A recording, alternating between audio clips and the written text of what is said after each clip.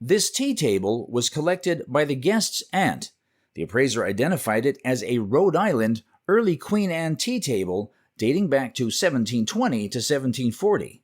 Instead of being used as a tea table, it was used as a work table, which explains the marks. There was an interesting scissor mark on the top, indicating that it had been left on the table and caused a sunburn pattern. To the guest's amazement, the appraiser estimated the worth of this piece to be... We think that it's about $7,000 to $9,000. Wow.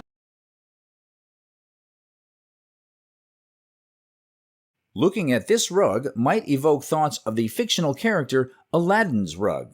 Quite a beautiful rug, it was inherited by our guest and originates from the city of Kashan in present-day Iran. Crafted circa 1920, this rug's origins date back to the 20th century. This rug dates from about 1918 to 1920-22. Made with hands and featuring intricate floral motifs, this rug is made of silk, which adds a lustrous sheen to it. But it creates this wonderful effect of where it's not crisp, clean lines, it's more of a diffusion. Turning the rug to its back tells a story of dedication with several knots required to make it. This rug is not only a beautiful decorative piece, but also serves as a piece of quality craftsmanship, and as such would be valued at... The estimate would be $15,000 to $20,000. Wow!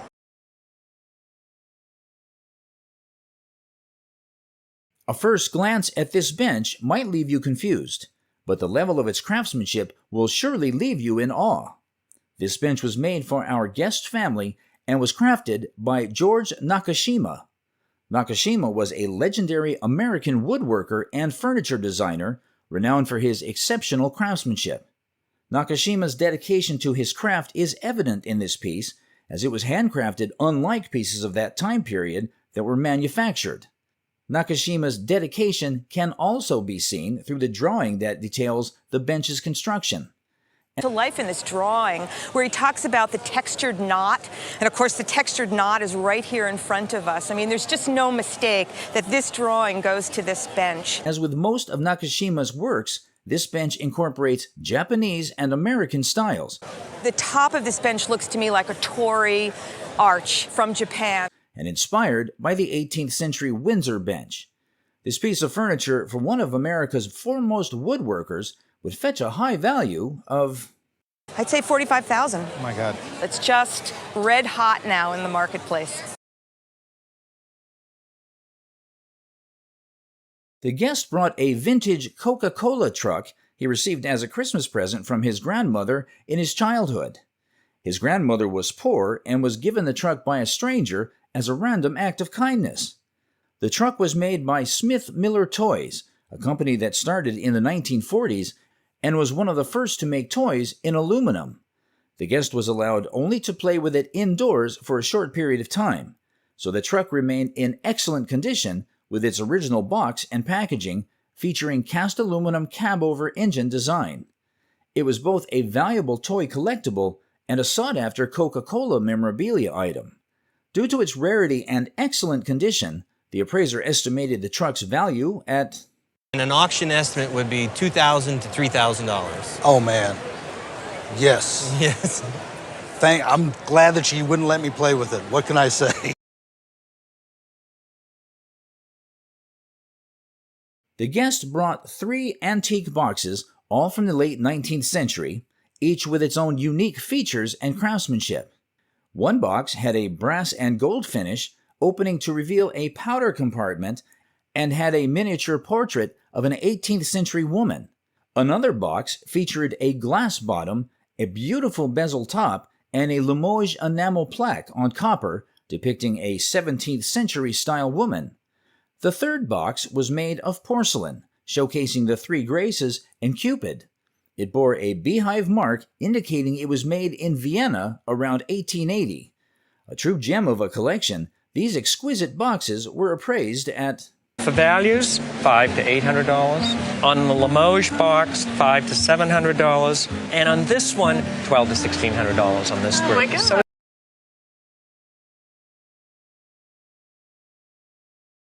In the 1940s, the owner's great-grandfather bestowed this enchanting piece upon her mother, who subsequently passed it on to her around 1980. Guests always assumed it was crafted by their great-grandfather, but research suggests he was too young in 1881, leading to the possibility that it was crafted by his father. It is very handmade. Oh, okay. It's made out of walnut. It's got this great scallop backslash with a shell on the top. It's adorned with intricate bone inlays, and it's truly a sight to behold. It takes a big flat piece of bone to make inlays like that. My guess is they probably used cowbone. Cowbone. Warm hue of walnut beautifully complements the vibrant inlays, creating a visual feast. Each detail, from the original porcelain pulls to the iron screws, tells its own story. Dating back to 1881, it's not just any piece. It's sized specifically for a child. It's not simply a miniature, rather it's a bespoke creation, possibly crafted for a cherished family member. Impressively preserved, it gracefully wears the marks of time, each one enhancing its allure. Its estimated value stands at... This would sell for about $6,000. Oh, I wasn't expecting that.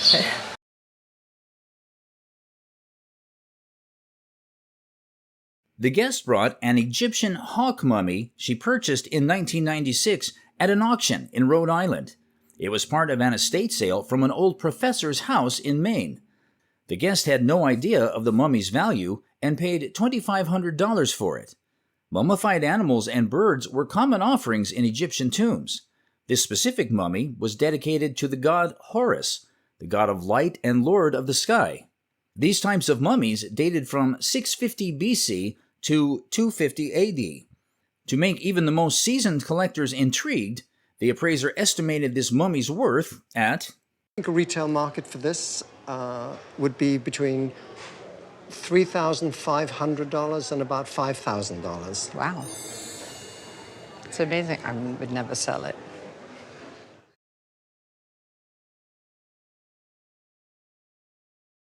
This is a historical cartographic representation of the United States in 1887.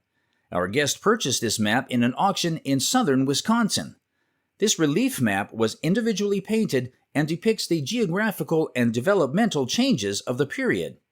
Under the administration of Grover Cleveland, the United States expanded significantly, acquiring vast territories through purchases, treaties, and westward expansion, including the western states such as California, Oregon, and Washington. This map is extremely rare as they were handmade and only a few of them were made. Although there's a little bit of wear on this piece, this painting is significant to the history of the development of the United States and is worth... I would say a retail value of around $2,500. Are you serious? Absolutely, yeah.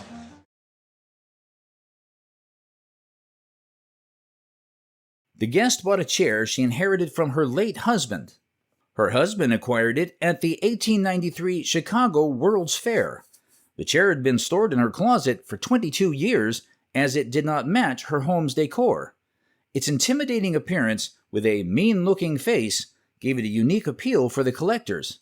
Its exceptional craftsmanship was praiseworthy, likely made in a semi-factory setting with significant handwork. The appraiser's expert eye estimated this hidden treasure's value at $2,000 or $3,000 in a high-end retail store. Mm-hmm.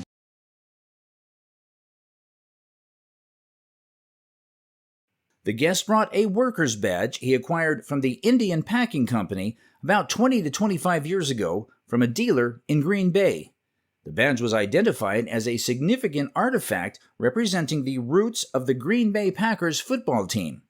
The team was founded by Curly Lambeau, a legendary coach, player, and founder who worked at the Indian Packing Company in 1919. Lambeau asked the company's owner, Frank Peck, to fund the team's uniforms and use of the playing field, leading to the team's co-founding with George Calhoun. The team went on to win 6 championships and was named after the Indian Packing Company, later becoming the Green Bay Packers. The Indian Packing Company only existed from 1919 to 1921, making the badge a rare and valuable item. The guest purchased the badge for around $20 to $25, unknowingly holding the piece of football history. The guest was greatly amazed and left in awe when his badge was valued at... Auction estimate would probably be about $1,500 to $2,000. Oh, that's surprising.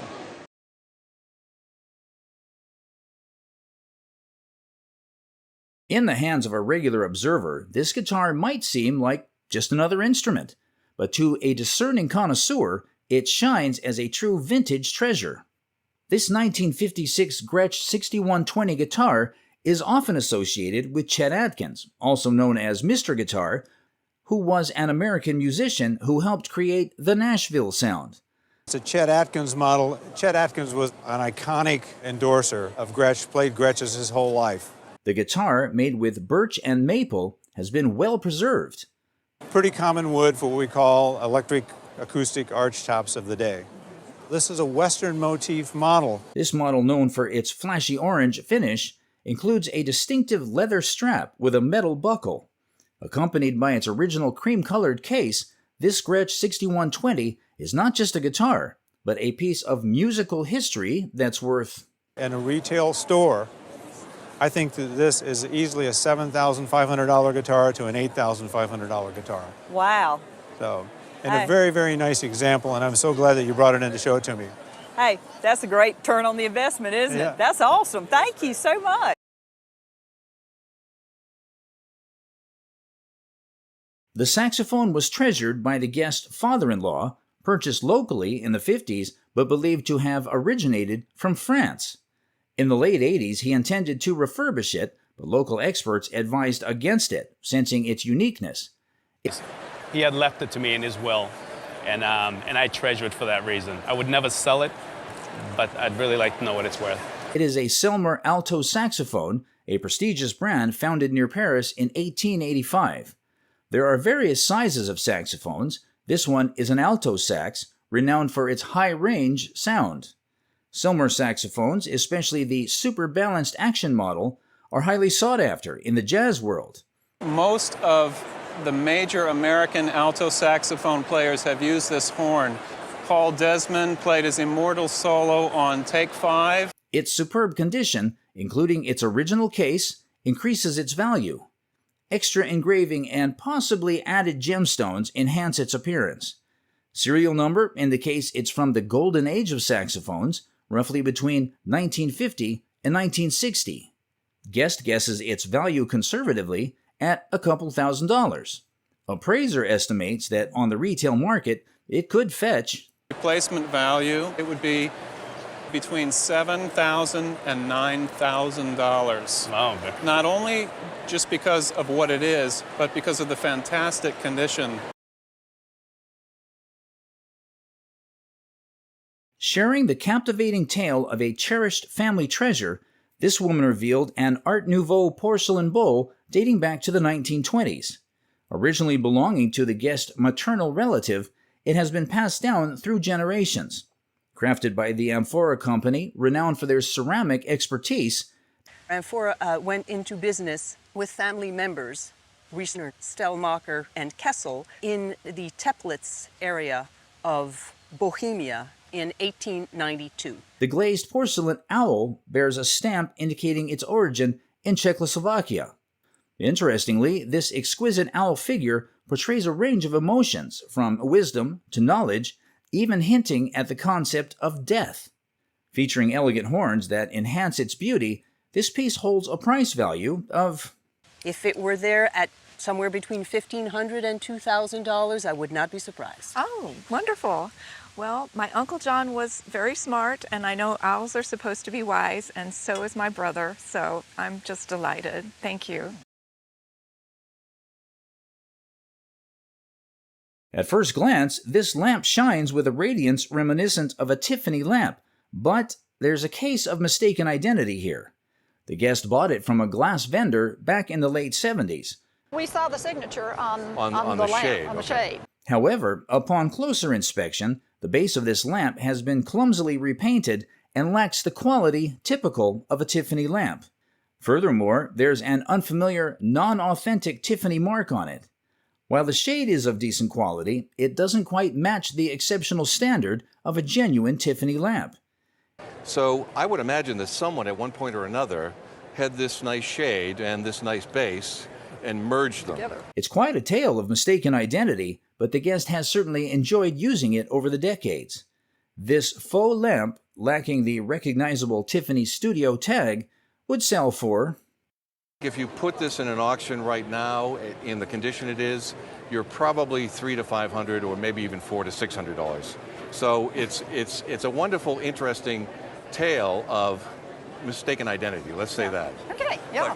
And the person that sold it to you may very well have not known. Well, we knew when we did it that there was a risk, and like you say, we've enjoyed it. Yeah. And I don't feel near as bad now about putting it out and using it. Yeah.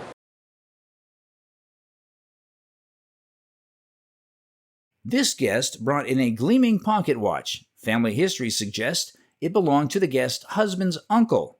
She recounts the watch's journey. A treasured family heirloom gifted on a 25th wedding anniversary, likely in the 1950s.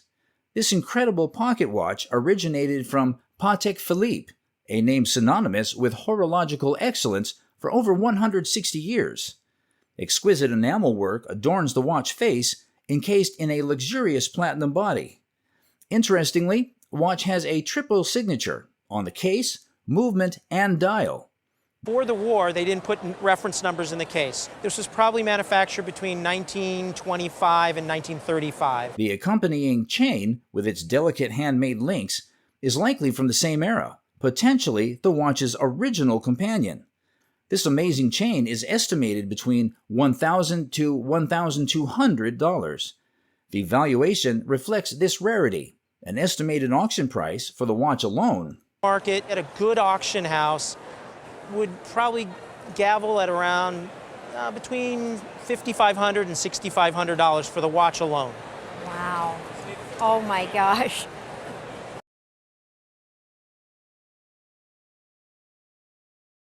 The guest stumbled upon a miniature square piano in an antique shop, captivating her with its charm. Piano was purportedly originated in 1700s Germany, crafted for a Dutch girl. The piece was from the 19th century, around 1850 to 1860. Its tapered legs and grain painting, typical of the era, indicated it was from the Empire style. This grain painting imitated the expensive rosewood, making it more affordable. Small but mighty, this miniature square piano wasn't a toy, but a well-constructed instrument. Despite missing parts and aged keys, it was remarkably well preserved. And the keys have been not refinished, but overpainted. The square piano's auction estimate soared to... If I had this in an auction today, I would estimate it in probably the $1,500 to $1,700 range.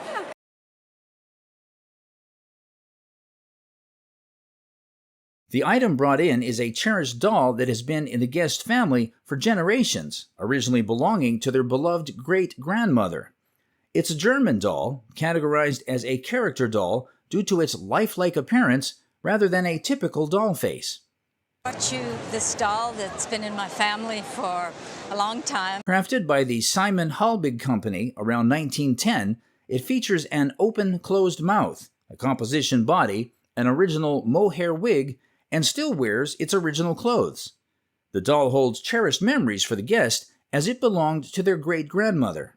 I always loved dolls. She had a big collection in her house in New York City. Despite its age, the doll is in excellent condition, which is quite rare for dolls of this era.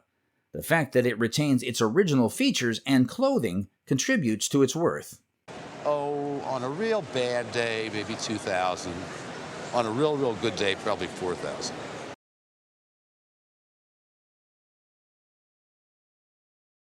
The items in question are ceramic pieces, imitations of a Scottish manufacturer called Weems. However, these particular pieces lack the Weems mark that authenticates them. I think each one would bring about $500 to $700 by virtue of the decorative quality. Despite this, these ceramic pigs are remarkably well-made imitations, featuring faux dirt to enhance their realistic appearance. These ceramic pigs likely came into the family's possession due to their decorative appeal. Although not genuine Weems, their quality and attention to detail make them desirable items. Each item is estimated to be worth